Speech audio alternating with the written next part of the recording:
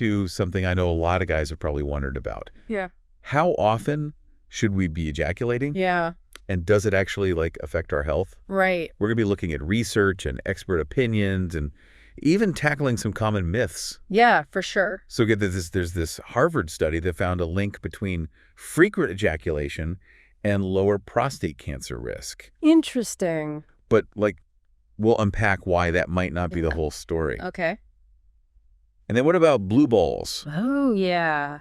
Are they really something to worry about? Good question. We've got you covered. Absolutely. It's definitely a topic that's surrounded by a lot more questions than answers, I think. It is, and unfortunately, a lot of misinformation, too. Exactly. Yeah. Which is why I'm so glad we're doing this deep dive. Me too. So that Harvard study, it definitely caught my attention. Yeah. It seems like they found that men who ejaculate 21 or more times a month Wow. have a significantly lower risk of prostate cancer. Yeah, that study made quite a splash, and for a good reason, but it's crucial to understand how that research was done. Right. It was a retrospective study, meaning they looked at data that had already been collected. Okay. So think of it like trying to figure out traffic patterns by looking at old photos. Oh. You'll get some clues, but you won't see the whole picture. So it's not as reliable as, like, actually observing the traffic in real time. Exactly. A prospective study where you track a group of people moving forward Okay. would give us much stronger evidence. Gotcha. So this Harvard study,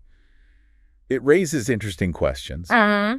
but it's not like a definitive rule book for how often we need to be, you know? Exactly. It definitely doesn't mean that everyone needs to start aiming for some magic number. Okay, Yeah. that's reassuring. But this brings up another question that I think a lot of guys might worry about. Okay. What happens if you don't ejaculate for a while? It's a valid concern, but the good news is that our bodies are really good at handling this. Okay. It's not like things get backed up in some dangerous way. So no need to worry about, like, internal plumbing issues. Not exactly, first of all. Okay. There are natural ways for the body to release built-up sperm, Okay. like nocturnal emissions, Oh, yeah. which are basically just wet dreams. Yeah. Totally normal, nothing to be embarrassed about. Okay, good to know. But what about blue balls? Uh, That sounds a lot more serious. that's one of those terms that sounds a lot scarier than it actually is. Okay. Medically, it's called epididymal hypertension. Okay. Basically just temporary discomfort. Gotcha. Think of it like a mild ache. Okay. It's not going to cause any long-term harm. So this is not a medical emergency? Not at all. And beyond those mechanisms, Okay. our bodies have a pretty amazing recycling system. Oh, wow. Unused sperm and fluids get broken down and reabsorbed. Huh. Kind of like your body's own internal composting system. Wait, really? How does that even work? Through a process called apoptosis, where cells essentially self-destruct Interesting. and their components get reused. Wow. So you don't have to worry about things getting backed up. Your body has an efficient way of taking care of things. That's incredible. Our bodies are way more sophisticated than I ever realized. Right. But what about the mental side of things? Mm-hmm. Does not ejaculating ever cause any psychological issues? The psychological aspect is definitely important. Okay. Some men might feel stressed Okay. if they're non-ejaculating as often as they think they should. Right. It's important to remember that there's no evidence that not ejaculating directly causes any physical problems. So it's more about, like, managing expectations. Exactly. And not getting caught up in what we think we should be doing. It's about understanding your own body and focusing on what feels right for you. That makes a lot of sense. But I think it's important to clarify something here. Okay. We've been talking about how often a guy ejaculates, Right. but there's also this idea of penile disuse, which I'm guessing is a bit different. You're absolutely right. Right. Penile disuse is specifically about a lack of physical stimulation, Okay. regardless of whether ejaculation occurs. It's a related but separate topic. And I remember you mentioning something about penile atrophy or shortening Yeah. over many years due to disuse. That sounds a bit concerning. It's true that prolonged lack of any stimulation could contribute to some penile tissue changes over a very long time. But you also mentioned that it's manageable. Absolutely. And it's not just about having sex or masturbating more often. Okay. Things like pelvic floor exercises, Mm. which help improve blood flow, can play a big role in maintaining penile health. So it's more about keeping things active down there in general. Exactly. Think of it like any other muscle. If you don't use it, it can weaken. Right. But with a little attention and care, you can keep things functioning properly. This is all super helpful. Good. I feel like we're finally getting some clarity on this topic. I think so. But before we move on, Are there any other important factors we should be thinking about when it comes to ejaculation frequency and overall health? There are a few other nuances we could explore. I think it would be valuable to address some of the common myths and misconceptions that surround this topic, Okay. like the idea of semen retention and its supposed benefits. Ooh, that's a rabbit hole I'm definitely ready to explore. Perfect, because separating fact from fiction is especially important with a topic like this, Yeah, which can be so personal and often loaded with cultural baggage. totally agree. Mm.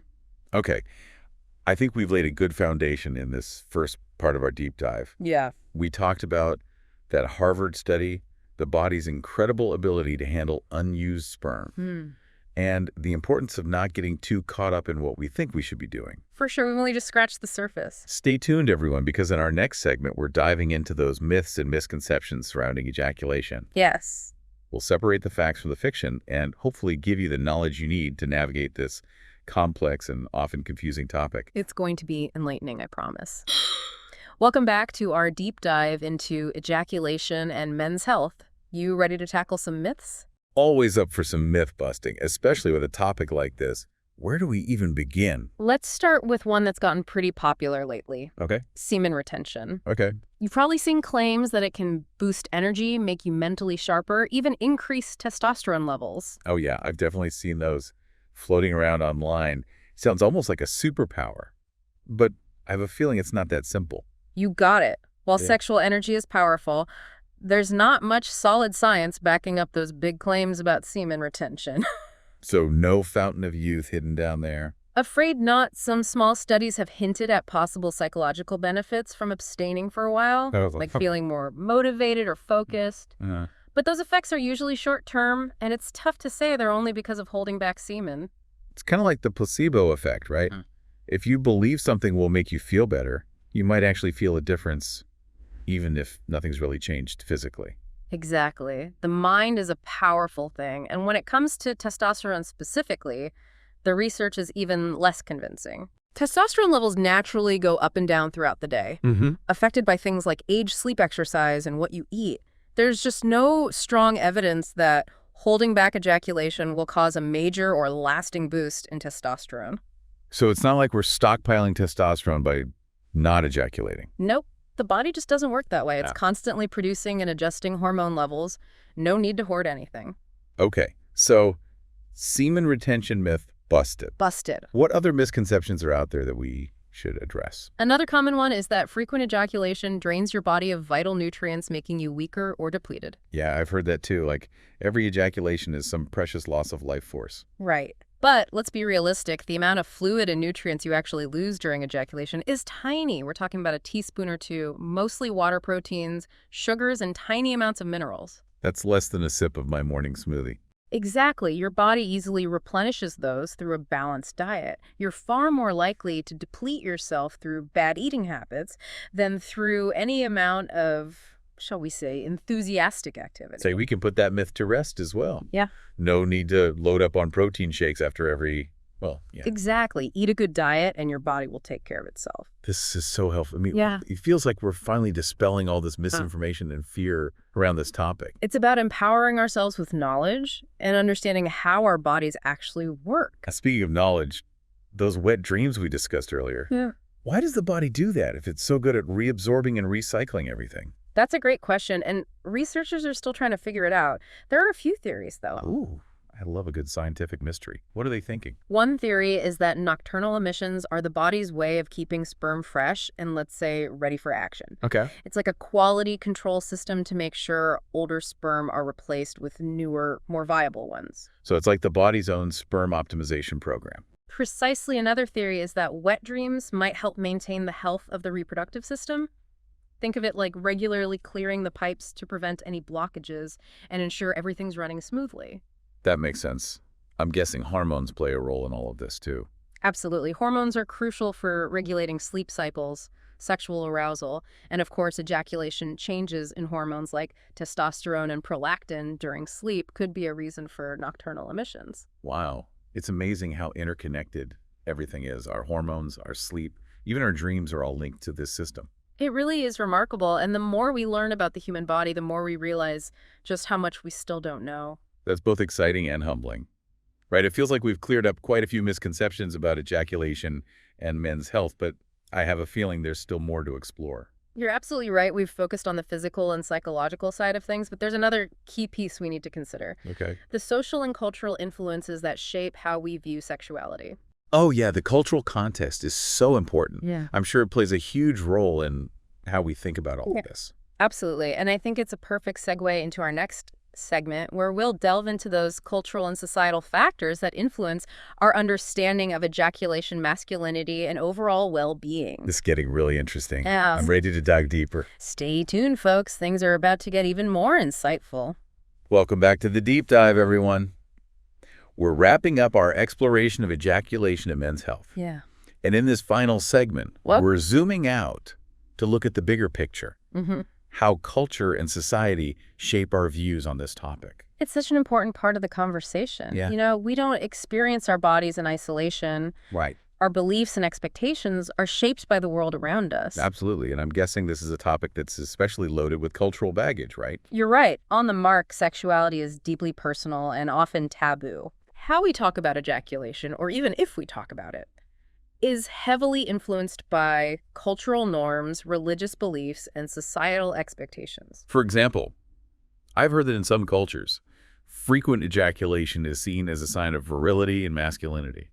That's right. In some traditional cultures, a man's ability to produce a lot of semen is equated with strength, fertility, and even spiritual power. Wow, it's a really different perspective. But I imagine those beliefs can also create a lot of pressure and unrealistic expectations for men.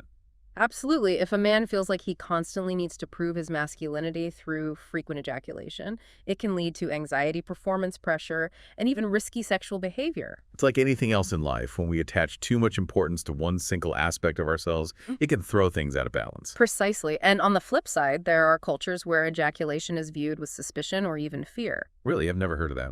It's less common, but some spiritual traditions believe that semen is a sacred life force that should be conserved, not wasted. This can lead to practices like celibacy or strict limits on sexual activity.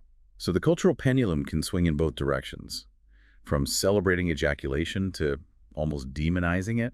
It's fascinating how those beliefs impact our relationship with our own bodies. It really highlights how important it is to understand that there's no one-size-fits-all approach. Right. What's normal or healthy can be completely different depending on cultural context. It's all about understanding those influences and figuring out what feels right for you as an individual. Exactly. It's about making informed choices based on solid information, not societal pressures or outdated beliefs. Well, I feel like we've covered a ton of ground in this deep dive. We've busted myths, explored the science, and now we've even looked at the cultural context. What's the most important thing you want listeners to take away from all of this? The key takeaway is that our bodies are incredibly adaptable and resilient. There's no magic number when it comes to ejaculation frequency, and what's healthy for one person might not be the same for another. Listen to your body, focus on your overall well-being, and don't hesitate to talk to a doctor if you have any concerns. That's great advice. And remember, everyone, knowledge is power. The more we understand about our bodies, the better choices we can make for our health and happiness. And maybe the most intriguing question of all is, why, if our bodies are so good at handling unused sperm, do those nocturnal emissions happen? Is there a deeper purpose we haven't figured out yet? Something to ponder. That is a great question to leave everyone with a little mystery, to keep those minds working. Thanks for joining us on this deep dive into ejaculation and men's health. Until next time, keep exploring, keep questioning, and keep learning.